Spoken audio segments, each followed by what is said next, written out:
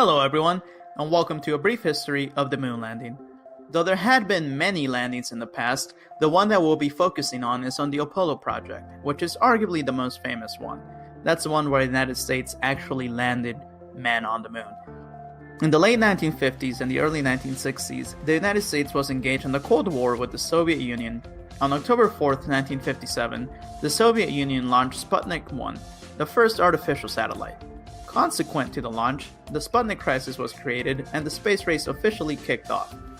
President of the United States at the time, Dwight D. Eisenhower, responded by creating the National Aeronautics and Space Administration, also called NASA, and initiating Project Mercury in 1958. Project Mercury aimed to launch a human around Earth's orbit, but 3 years later, Soviets would launch the first human into space, making him the first man to actually orbit the Earth. Now President John F. Kennedy believed that it was in the national interest of the United States to be superior to other nations, even if it came to space exploration. He addressed Congress on, quote, urgent national needs, and declared that the United States should make it a goal to land a man on the moon by the end of the decade. Thus, Apollo project came into action. Good. Plan into action. Fast forward years and way too much information later, the gist of the Apollo craft was this. Composed in three major parts, a command module, which was the cabin for 3 astronauts, a service module, which served as a craft. No details, this is history, I'm not a rocket science, like literally rocket science.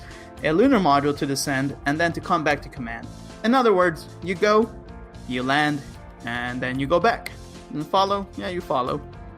Fast forward details, and another president later, story for another time. On July 16, 1969, Apollo 11, with thousands watching live and millions around the world tuning in, as astronauts Neil Armstrong, Michael Collins, and Edwin Buzz Aldrin headed into orbit. Fun fact, this guy was named after this guy. Fast forward to what had to be one heck of a ride, and forget all the details of space physics, Armstrong and Buzz were ready to descend on the moon. Though there were arguments on who ought to set foot first on the moon, we all know who ended up doing it and coining the phrase, that's one small step for man, one giant leap for mankind, on July 20th, 1969. Thanks for watching.